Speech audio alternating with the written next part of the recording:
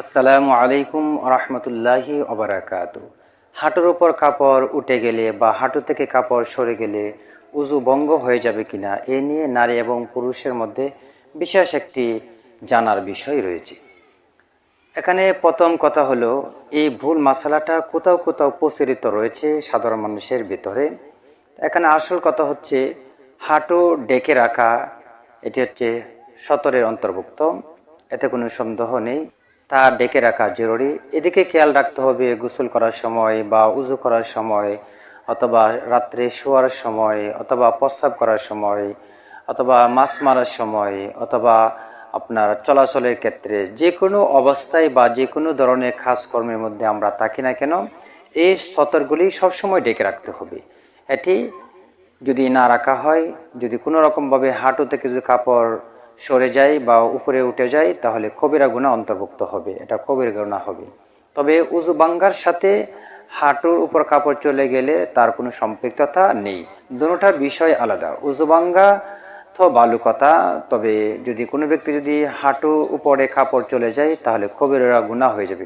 আর উজু ভাঙলে কিন্তু কবিরা গুনাহ অন্তর্ভুক্ত হবে না বা কবিরা গুনাহ হবে না, বরং আবার উজু করে দিলেই এটা শুদ্ধে হয়ে যাবে। কিন্তু যদি গুনাহ হয়ে যায় তাহলে তওবা করতে হবে। আল্লাহ তাআলা যদি তওবা কবুল করেন তাহলে সে অবশ্যই আল্লাহ তাআলার কাছে ক্ষমা পাবে। আমরা বিভিন্ন বই পুস্তকে বা নামাজ শিক্ষার বইও আমরা উযু ভাঙ্গার কারণ সম্পর্কে সবাই অবগত বা সবাই জানি।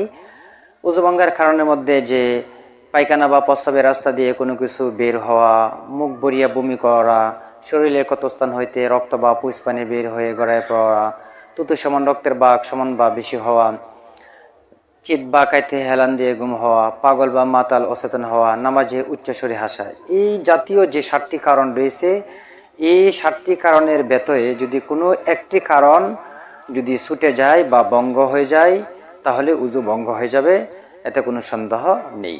এই 7টি কারণ ব্যতীত এরকম হাঁটুর উপর যদি কাপড় চলে যায় তাহলে উযু ভঙ্গ হবে না, বা এই 7 কারণের ব্যতীত ছাড়া যে কোনো কারণে যদি অন্তর্ভুক্ত হয়ে যায় তাহলে এটা উযু ভঙ্গের কারণের সাথে কোনো সম্পৃক্ত হবে না, হয়তো অন্যান্য পর্যায়ে বা অন্যান্য গুনাহের কাতারে চলে যাবে। আল্লাহ তাআলা যেন আমাদের যে মাসালা আমরা যতটুকু জানি ততটুকু উপর আমল করতে পারি, যদি না জানি তাহলে একজন জানিস্ত মানুষের কাছ থেকে, জানিস্ত একজন মাওলানার কাছ থেকে আমরা যাতে সেই সমস্ত ক্ষুদ্র ক্ষুদ্র মাসরাগুলি জেনে দৃঢ়তার উপর অটল রেখে আমরা যাতে আল্লাহ তাআলার ইবাদত করতে পারি। আল্লাহ তাআলা আমাদের সবাইকে তৌফিক দান করুন।